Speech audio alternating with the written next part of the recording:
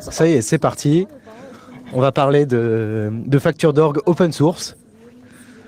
Donc, je suis vraiment contente de voir que n'importe quel domaine de la vie va être maintenant rendu open source et on va pouvoir le hacker. Et je suis super content que Benjamin Vente soit venu pour parler d'imprimante 3D et de bricolage électronique. Et sera accompagné par Yannick Bayerstedt, qui s'occupe des aspects de communication. Et je suis vraiment intéressé de voir ce qu'ils vont nous présenter. Merci.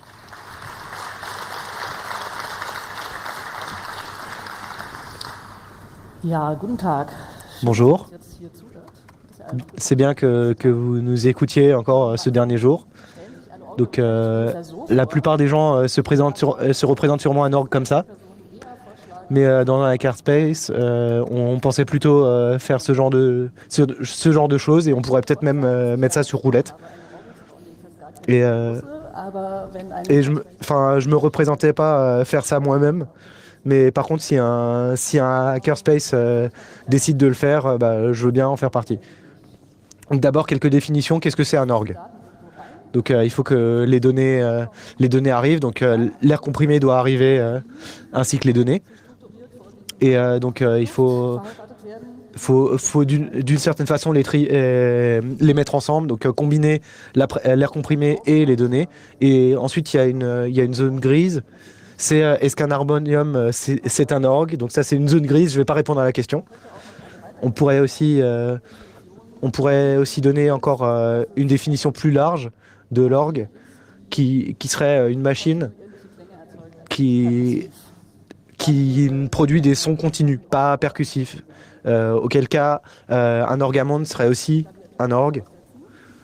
Donc, je vais pas forcément dire que c'est forcément avec un clavier, parce qu'on pourrait aussi penser à une vielle. Et on pourrait dire qu'une vielle, c'est aussi un orgue, d'une certaine façon. Donc ici, on voit quelques tuyaux typiques d'un orgue. Donc le numéro 14 par exemple sont des tuyaux à hanche, non à bouche pardon, donc qui fonctionnent un peu comme une clarinette. Il y a aussi une partie un peu plus spécifique pour les personnes qui cherchent des choses plus originaux. Donc vous pouvez regarder Vox Maris qui utilise beaucoup plus de pression. Et donc avec quelques exceptions, on peut dire qu'un instrument comme ça a toujours un générateur et un résonateur. Donc le résonateur c'est le tuyau et le générateur c'est ce qui envoie l'air comprimé. Donc par exemple avec un tuyau à bouche, on va avoir des espèces de lèvres qui vont générer le son. Avec un tuyau d'anche, ça sera l'anche, etc. Et donc chacun de ces tuyaux va sonner un peu différemment. Donc avec mes propres conceptions, je suis toujours parti du principe qu'on met un tuyau. Et donc chacun de ces tuyaux est paramétrique. Et donc faut choisir ses valeurs. Ensuite, on peut l'exporter en STL et donc l'imprimer en 3D. Donc avec FreeCAD, il y a une feuille de calcul. Mais avec OpenSCAD, par exemple, c'est du code source dans lequel on peut mettre ses valeurs. Donc voilà une coupe très schématique d'un tuyau d'orgue. Donc que ce soit un tuyau à bouche ou à hanche.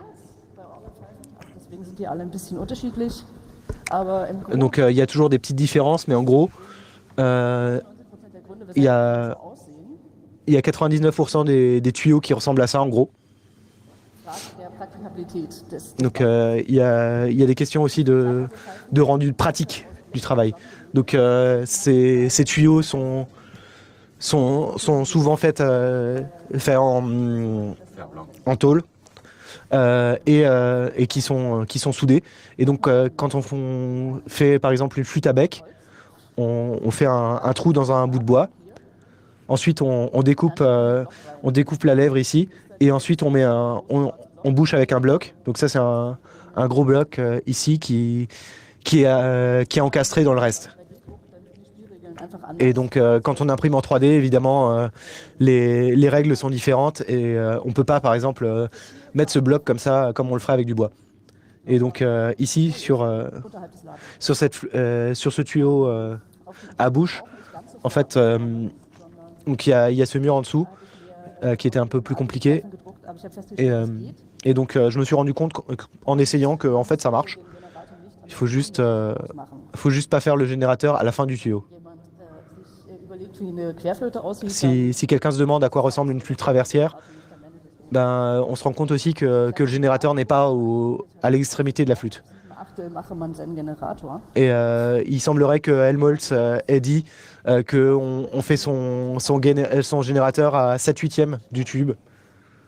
Donc si quelqu'un en sait plus, je veux bien des propositions. J'ai aussi encore d'autres tuyaux à bouche qui viennent de Thingiverse. Et donc c'est aussi que ces tuyaux d'orgue, en fait, donc ces modèles de tuyaux d'orgue sont prévus pour qu'on puisse les retraiter après coup par des méthodes un peu plus classiques. Mais il y a des choses qu'on peut moins bien faire en fait avec du plastique. Donc on n'a pas forcément besoin de le réviser après. Donc je voudrais quand même parler un peu des programmes de design. Donc j'ai commencé avec FreeCAD et j'ai migré vers OpenSCAD. Ce sont donc deux programmes un peu équivalents, mais avec des différences fondamentales sur le fonctionnement. Et donc, si on considère que c'est un bon projet et qu'on veut vraiment passer à l'échelle, c'est bien de passer à OpenSCAD parce que vu que c'est basé sur du texte, on peut facilement le versionner. Et donc, une des raisons pour lesquelles avec FreeCAD c'est plus compliqué, c'est que quand on met ces paramètres dans cette feuille de calcul, donc ça veut dire que à chaque donnée, il faut tout recalculer et on finit avec des calculs mathématiques vraiment compliqués. Donc on peut toujours essayer de mettre les paramètres dans le bon ordre, mais c'est long et c'est pas très agréable. Et un problème d'OpenSCAD,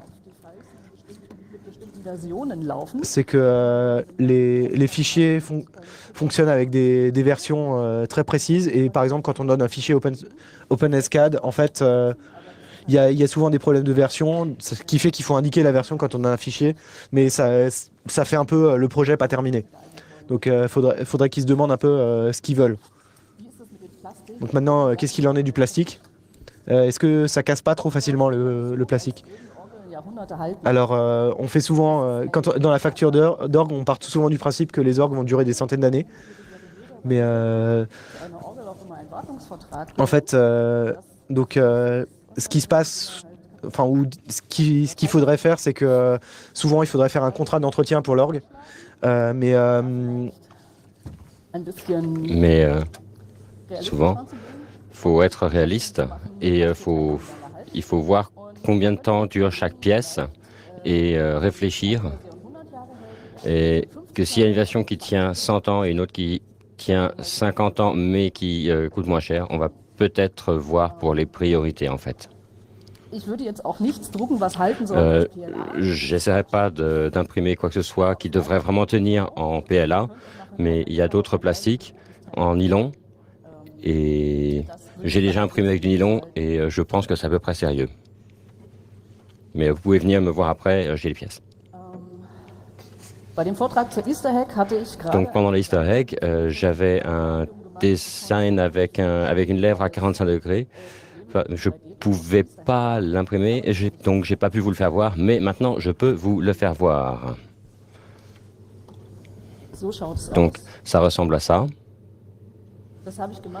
Donc j'ai fait ça parce que j'ai toujours imprimé à 45 degrés les lèvres pour avoir moins de matériel. Et je voulais voir si je mettais ça comme ça, je pouvais peut-être imprimer de façon verticale. Et ça ne fait aucun problème. Et le son sort très bien, comme on l'entend. J'ai pas pu, j'entends pas de différence selon qu'on le fait à 45 degrés ou horizontal. Sinon, au printemps, j'ai essayé avec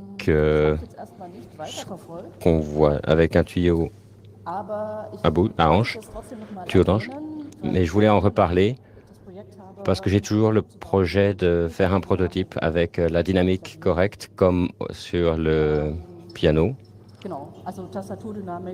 Donc avec une dynamique de clavier, que quand on appuie plus fort sur la touche, ça sort plus rapidement, plus fort.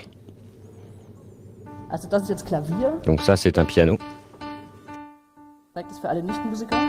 Pour tous ceux qui ne sont pas musiciens.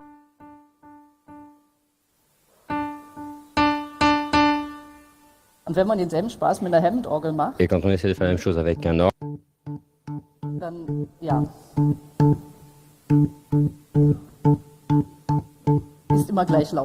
c'est toujours le même volume.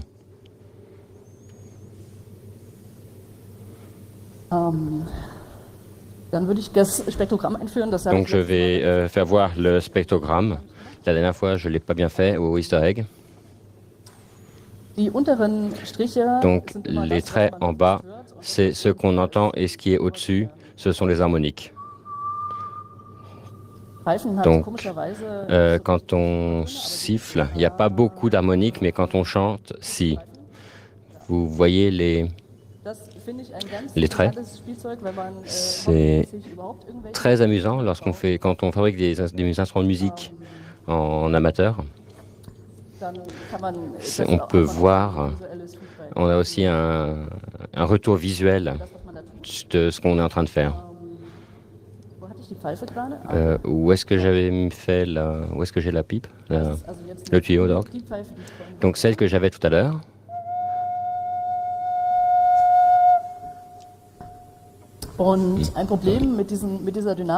Et un problème avec ces dynamiques, il y en a plusieurs, mais il y en a un. C'est que la tuyau à bouche change de fréquence lorsqu'on souffle plus ou moins fort. Et lorsqu'on souffle trop fort. C'est pour ça qu'on ne peut pas vraiment jouer avec la force du vent qu'on souffle dedans. C'est pour ça que j'ai fabriqué un tuyau d'anche. Et lorsque je souffle plus fort, on peut voir sur le spectre que les harmoniques sont plus riches.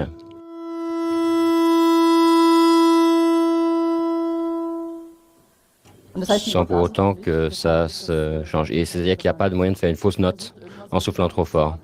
Donc on peut jouer avec la dynamique. Potentiellement, c'est aussi pour un registre à haute pression.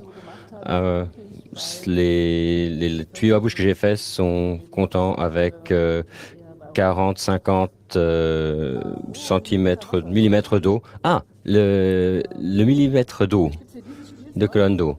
Donc il y a ce jouet, qui est là. On voit ça sur la caméra. Donc c'est un essai de faire un Newtonian ladder. Qu'est-ce que c'est?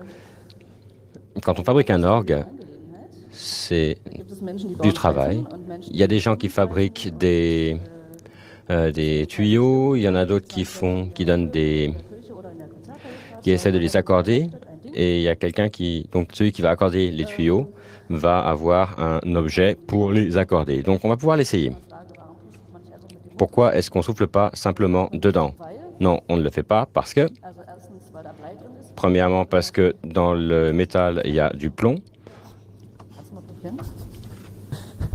Donc on va essayer. Sinon, il va falloir qu'on prenne de l'eau. Non, il ne peut pas souffler.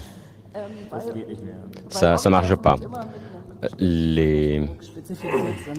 Les tuyaux d'orgue ont toujours une pression spécifique. Et que la plupart du temps, les gens qui fabriquaient des orgues ne savaient pas lire ou écrire. Donc ce que je fais, c'est que je mets de l'eau dans ce tuyau. Oh, c'était quand même beaucoup. Où est ma tasse? Désolé, c'est un petit peu expérimental. Est-ce qu'on le voit? Non?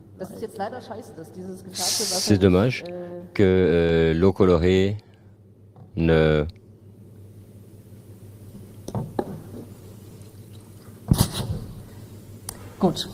Bon. Donc au moins, il y a une quantité correcte. On voit sur la vidéo à peu près? Oui, bon. Alors, ici... Ah, maintenant on a de l'eau. Bon, on va faire avec de l'eau colorée parce que sinon c'est un peu pourri en fait. Donc tout ressort. Désolé. Bon. Donc ça c'est aussi imprimé en 3D. Ah, et encore un petit peu, jusqu'à peu près à la moitié. Donc je propose la moitié. Ok, donc ça, comme ça, c'est comme ça que ça doit être. Et ça, c'est ce truc. Donc ça. Donc je vais simplement le tenir, comme ça vous pourrez le voir. Et ensuite dans la caméra, comme ça le screen peut le voir. Ça, c'est mon premier essai de fabriquer un rossignol. Donc normalement on met de l'eau dedans. Enfin cette fois-ci de l'eau normale.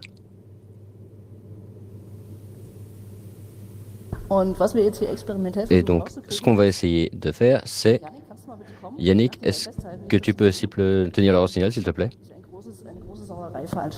Sinon, ça va être une porcherie. Donc, je vais souffler dedans et on n'entend rien.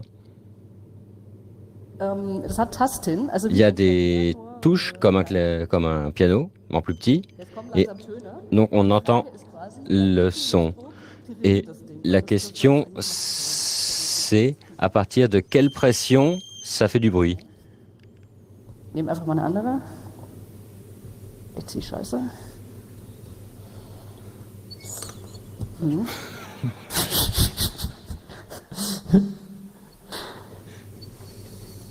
Warum geht es nicht? Pourquoi ça marche pas? Ça fonctionne plus? La valve est morte? C'est comme ça, c'est ce qui arrive quand on fabrique soi-même. Ah, il n'y a pas encore suffisamment d'eau. Donc, on ne peut pas forcément voir très bien combien il y a d'eau dedans. Donc, on essaye. Ah, très bien. Donc, il y a un son qui sort.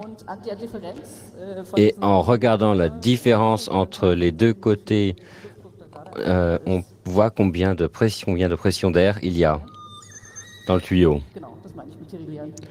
Ah, c'est ça que je voulais dire en faisant des trilles.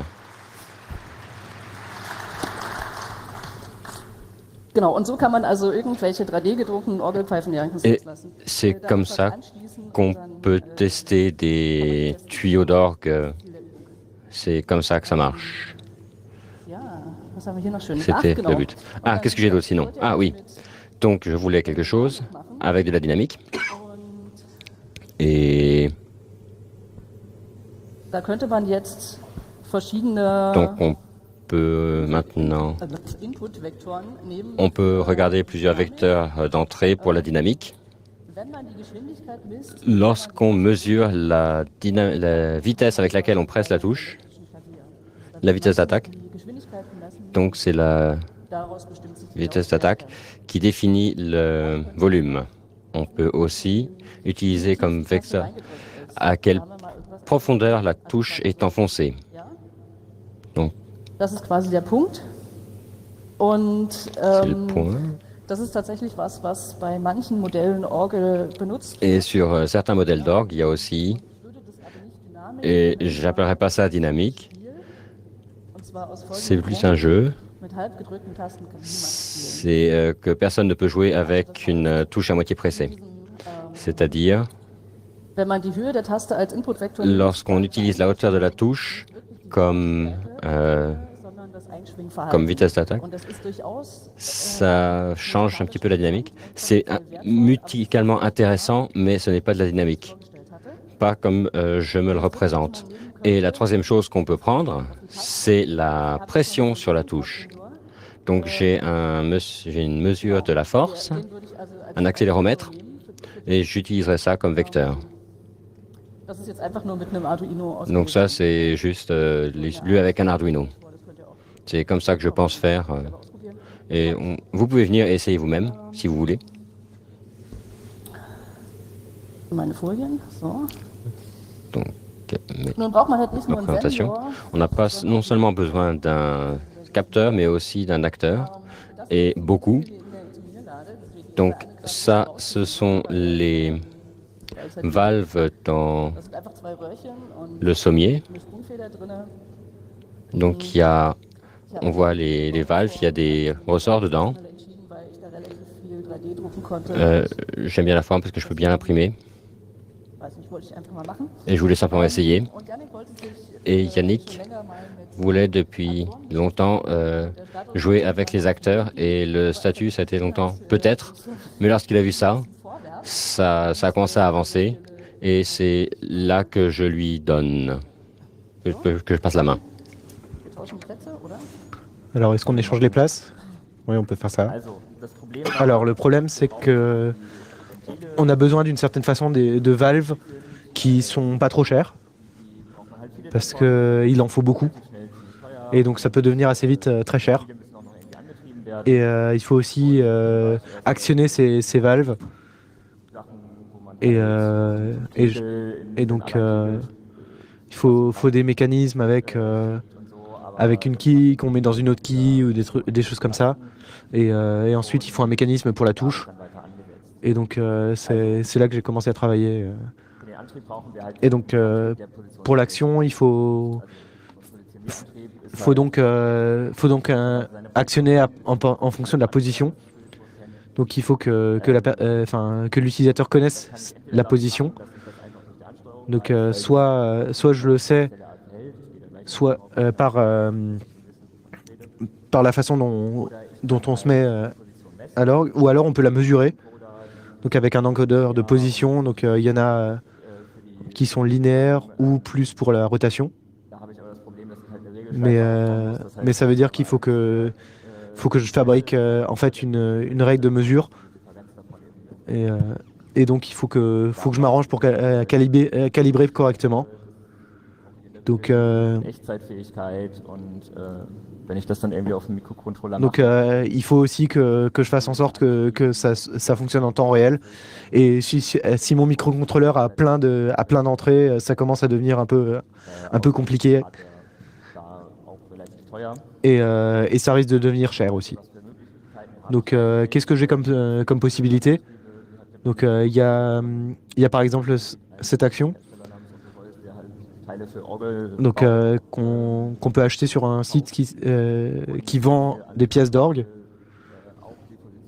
Et donc là on peut mettre la position et on peut dire par exemple je veux que ce soit ouvert à 100% ou à 50%, mais ça coûte assez cher. Et je pense qu'il faut utiliser aussi beaucoup de courant pour l'alimenter. Et donc je l'ai essayé aussi en principe. Avec des valves à solénoïde, à électroaimant. Mais ça n'a pas vraiment marché. Donc après, il y a aussi des servomoteurs. Donc ceux-là, ils sont pas très chers.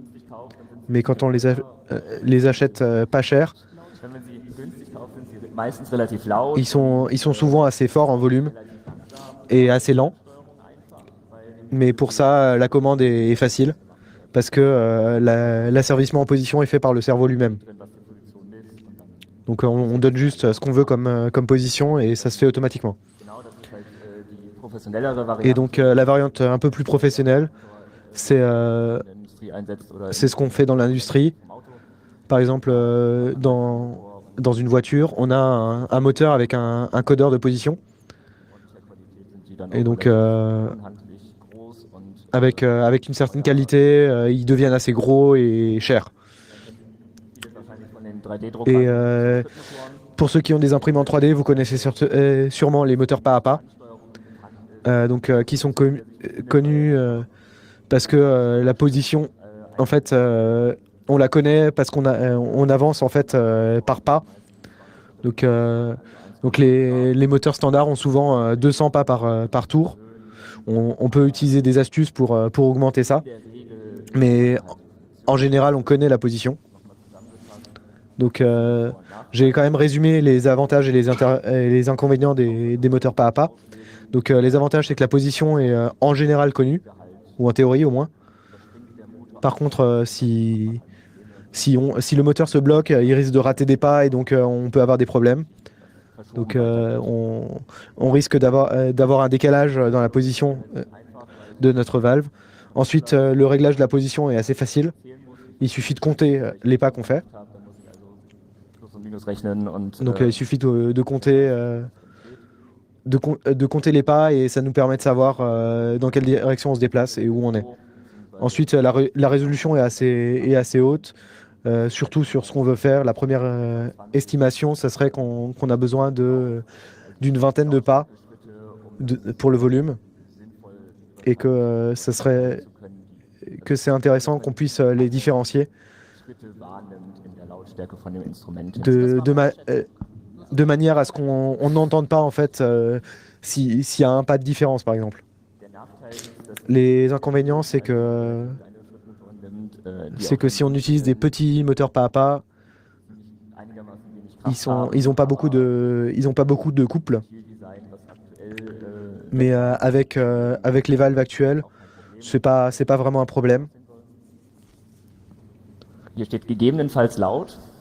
sont souvent un peu forts. Ça dépend. Ça dépend de comment on les utilise. Pour les imprimantes 3D, on sait que ça peut faire des bruits assez marrants en fonction de comment on les utilise. Mais il y a certaines cartes qui permettent de les contrôler, qui font ça de manière un peu plus intelligente. Ensuite, il y a aussi la conception des valves. Donc c'est pratique quand on a besoin d'appuyer sur les touches. Donc pourquoi c'est un mouvement linéaire. Donc ça, je peux aussi le faire de manière à ce que le moteur soit directement dedans, parce que sinon je peux le faire aussi en mettant un moteur oui, avec une vis sans fin pour obtenir ce mouvement linéaire. Et donc si je veux quelque chose de plus pratique, il faut que j'ai du métal et tout ça. Mais je peux aussi faire en sorte que mes valves utilisent la rotation, et comme ça je peux juste directement mettre mon moteur et contrôler la valve. Et dans ce cas-là, j'ai un réglage donc sur un angle de 90 degrés. Et donc on peut choisir à quel point on veut travailler ça. Mais il faut aussi s'assurer qu'on puisse changer suffisamment vite, parce que le moteur a besoin d'un certain temps pour tourner. Donc maintenant la commande.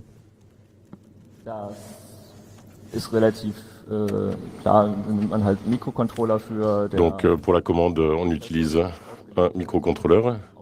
C'est une petite puce qui est dédiée à ce genre de choses. Par moteur pas à pas, j'ai besoin de 3 liaisons. Donc le step, le pas, c'est une liaison où quand je change la valeur, ça fait un pas. Ensuite, je choisis la direction avec la liaison de direction. irgendwo steht, wenn ich das Gerät anschalte, also brauche ich noch einen Endschalter, wo ich dann halt kontrolliert hinfahren kann. Et on a besoin aussi d'une liaison pour la fin du moteur, donc quand il est en position 0, quand la valve est complètement fermée. Donc j'ai besoin de beaucoup de liaisons, mais il y a aussi des contrôleurs avec beaucoup d'IO. Les détails sont pas vraiment intéressants, mais la platine que j'ai a une centaine de liaisons, donc je peux déjà commander une bonne quantité de valves avec. Un octave, par exemple, a 12 tons, 12 demi-tons. Et donc, si je veux avoir 2 octaves, j'ai besoin de commander 24 valves. Donc, par platine que j'ai, je peux à peu près commander une trentaine de valves ou une trentaine de tuyaux.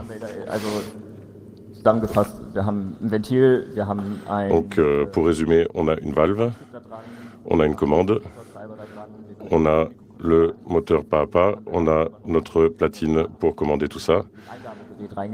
Mais il nous faut aussi réussir à amener les données depuis le clavier jusqu'à ces platines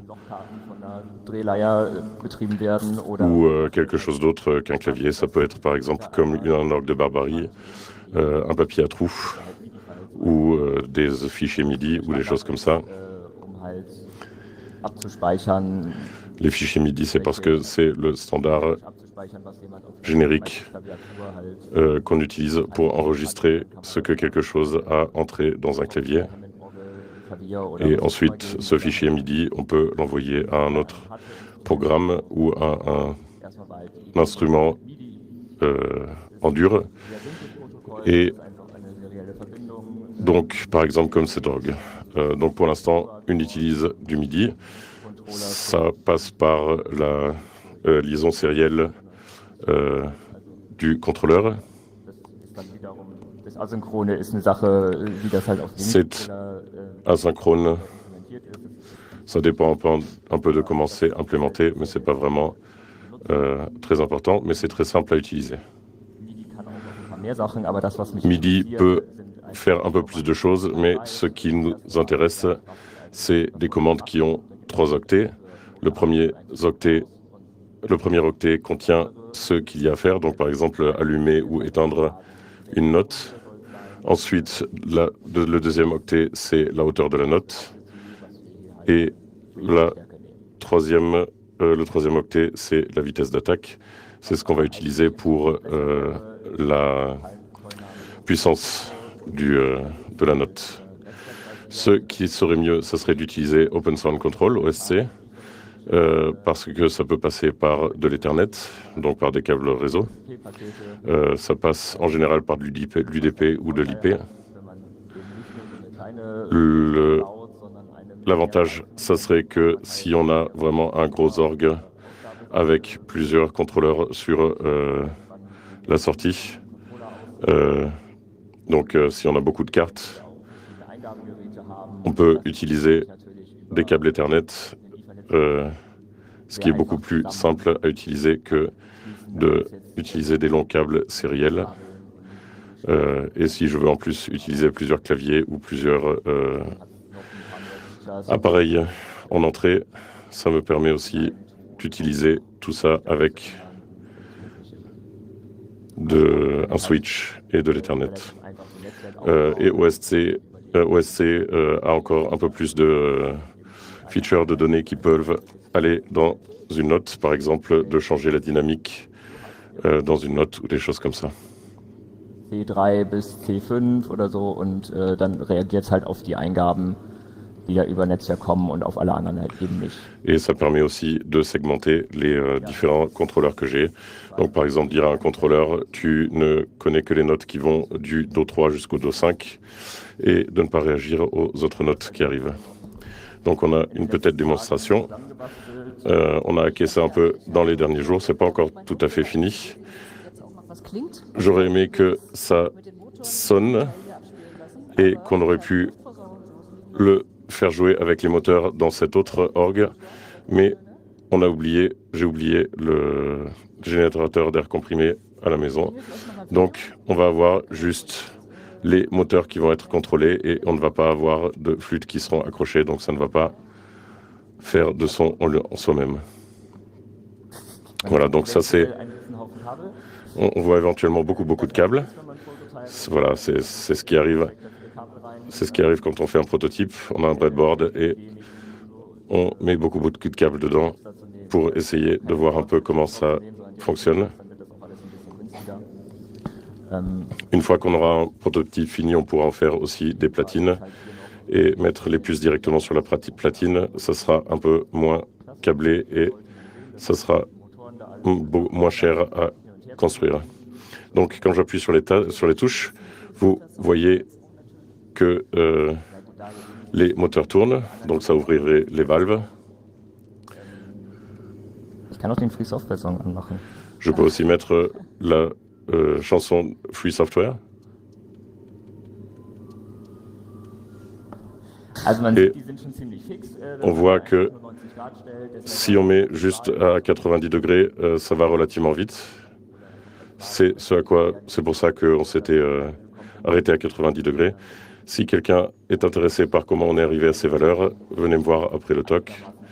Et ça devrait suffire déjà pour jouer relativement rapidement avec un orgue.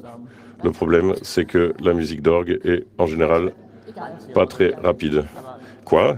Non. Alors, certaines musiques d'orgue n'est pas très rapide.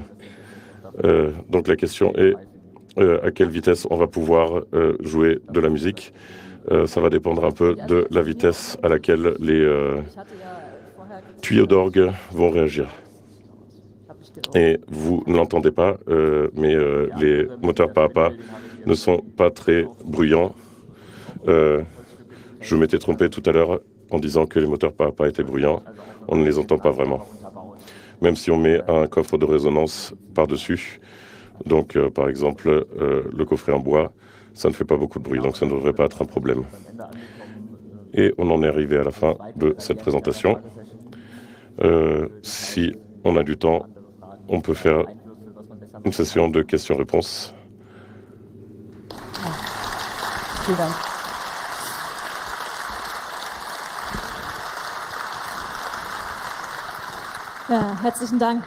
Merci beaucoup. Merci Yannick. Merci Benjamin. Donc vous pouvez aller au microphone 1. Bonjour.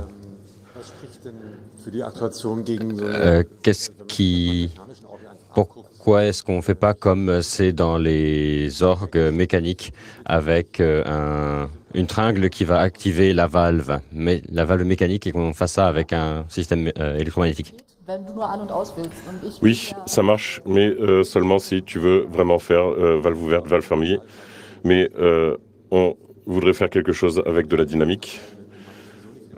Donc on a besoin de ça. Dans les tuyaux à bouche, de toute façon, ça ne marche pas. Alors, il faut que je ressorte un petit peu. Il y a beaucoup de pianistes qui disent que sur un clavicorde, on ne peut pas jouer. Mais on peut vraiment jouer. Même si les 2 premiers mois, ça sonnait un peu comme un chat qu'on était en train d'égorger.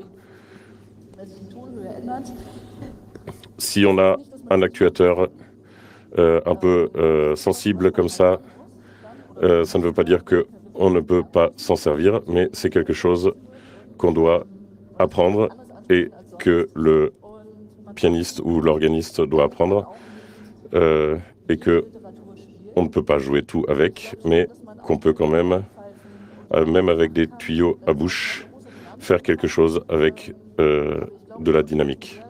On ne va pas avoir une grande plage sur laquelle on va pouvoir faire plus fort ou moins fort, mais même avec cette petite plage de puissance, on va pouvoir quand même avoir beaucoup plus d'expressivité que juste ouvert-fermé. Si ça marche, tant mieux, mais une flûte à bec, une boîte d'expression, ce sera aussi une alternative. Voilà, donc on en parlera plus tard. Merci pour la présentation. Question rapide. Sur les entrées-sorties des microcontrôleurs, est-ce que vous avez pensé si on multiplexait les sorties des moteurs? Ouais, bon, pour les pas, on n'est pas certain avec les timings, mais au niveau de l'action ou un point DMM, on pourrait multiplexer.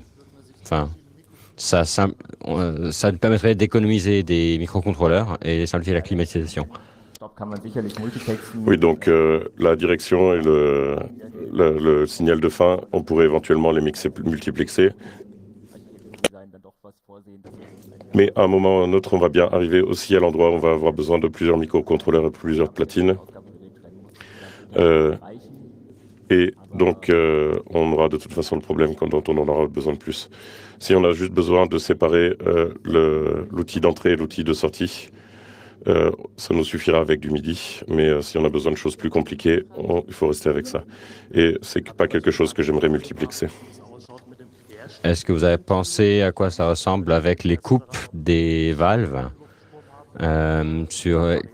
comment est-ce que vous voulez voir une vitesse d'attaque ou pas?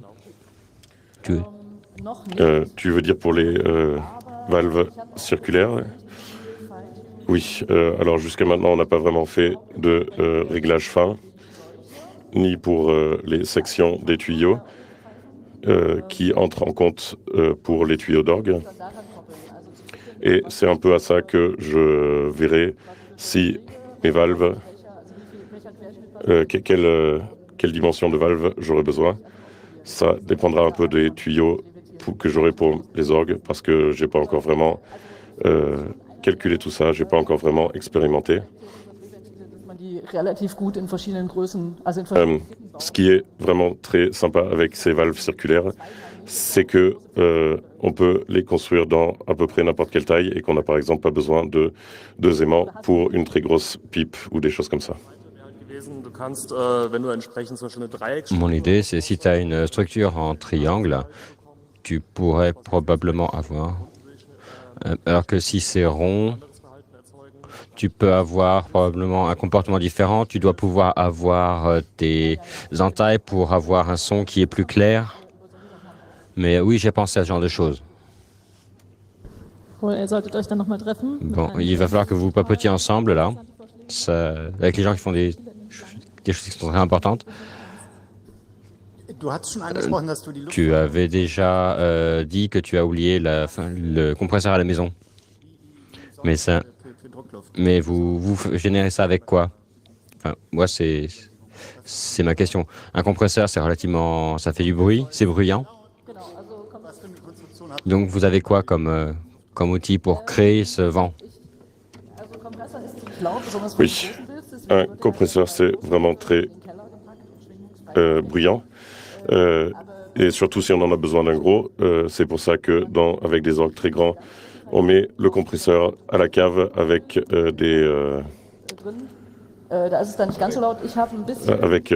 en découplant pour ne pas que ça vibre dans le bâtiment. Mais là, comme on a une petite comme on a une petite orgue, on va avoir quelque chose un peu comme une vielle pour quelque chose à main. Mais pour ce genre de choses, on a aussi inventé une poche linéaire pour résoudre ce problème. Et encore mieux qu'une poche circulaire. Mais aujourd'hui, on peut aussi avoir un capteur dedans qui sait combien il y a d'air dedans et qui pourrait aussi utiliser une poche simple qui saura combien il y a d'air dedans et qui pourra se réguler un peu elle-même pour avoir une sortie constante. Et on construit ça plus ou moins en plastique avec des roulements à billes de skateboard parce qu'ils sont pas chers, tout simplement. Et à cet endroit-là, c'est vraiment le moteur, l'objet le plus bruyant. Mais j'ai pas encore vraiment cherché à optimiser ça. Mais c'est peut-être vraiment pas bête si, en tant que makerspace, On peut faire ça comme avec une vielle ou un orgue de barbarie, d'avoir un système avec 2 poches entrantes et une poche de cache. Donc vous avez les tuyaux, vous avez déjà les tuyaux d'un seul, chacun séparément. Est-ce que vous avez pensé à faire un registre complet? Donc, comme lorsqu'on a une touche, une aftertouch sur le synthétiseur, ou quand on appuie sur une touche, on a plusieurs. Donc, qu'on va avoir tous les tuyaux dans un registre. Ça pourrait simplifier les commandes. Da kriegt man halt sowas Ähnliches raus, wie wenn man Schwellwerk benutzt im Endeffekt. Das heißt, Donc, on a à peu près la même chose que si on avait une boîte d'expression. ich glaube, das hängt ein bisschen davon ab, was man da für Musik Ça spielen will. dépend un peu de ce qu'on veut jouer comme musique dessus. C'est probablement quelque chose qu'on pourrait construire, mais moi je voulais avoir la dynamique par les touches et pas par une boîte d'expression.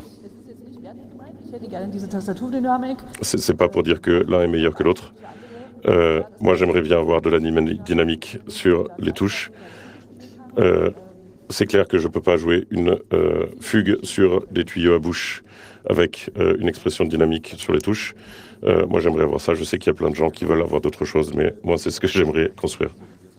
Vous avez utilisé quoi pour visualiser le spectre dynamique?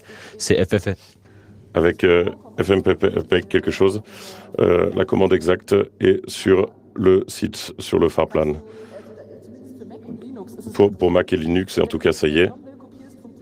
Et si tu le copies directement dans ton terminal, ça devrait marcher directement. Sinon, demande à un nerd, il devrait y en avoir assez qui devrait pouvoir t'aider. Oui, on peut toujours fabriquer les orgues de façon la plus compliquée possible. Vous voulez beaucoup de vitesse d'attaque, mais est-ce que vous voulez avoir plusieurs registres? Donc, enfin, avoir les complexités sur une autre dimension. Ich würde ja eigentlich am liebsten einen Aktor unter jede Pfeife machen. Moi, j'aimerais bien avoir un acteur sous chaque tuyau. C'est pour ça que vraiment la question est comment est-ce qu'on arrive à le faire assez peu cher pour en avoir sous chaque tuyau. Et j'aimerais déjà avoir un prototype sur lequel on puisse jouer quelque chose. Donc, par exemple, avec 2 octaves et 2 registres, avec un tuyau à bouche, un tuyau d'anche, un registre à hanche et un registre à bouche, pour pouvoir déjà montrer pourquoi j'aimerais faire ça. Et avoir pour ça un acteur pour chaque tuyau. Et ensuite, chacun pourra décider comment chacun voudra construire ça. Chacun pourra décider la complexité et les sous qu'il voudra mettre dessus. Perso, j'ai pas prévu de construire plus qu'un prototype parce que de toute façon, j'ai pas la place de le mettre. Mais est-ce que ça répond à ta question? Apparemment, oui. Donc, documentez vos orgues correctement pour que tout le monde puisse voir ce que vous avez fait et éventuellement rajouter les choses qu'ils ont fait eux-mêmes.